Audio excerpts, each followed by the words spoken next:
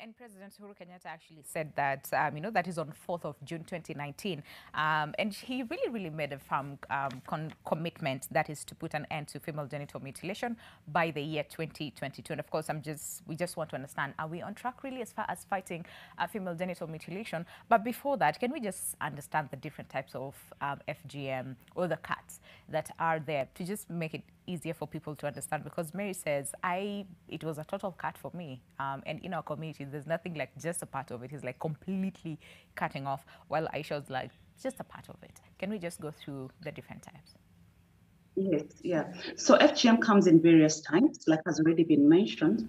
We have type 1 FGM that is called clitoridectomy. So in this type 1, there's the cutting of the clitoris and part of the prepuce of the female external genitalia.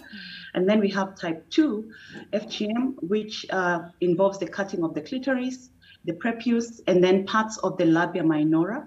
And then we also have type 3, which is called infibulation, that has also been mentioned, that involves the cutting and also of all the female external genitalia, including also parts of the labia majora, and then the stitching together of the two sides, or the closing of the legs and tying of the legs so that the two sides of the labia majora heals, creating a very small opening of the vaginal opening.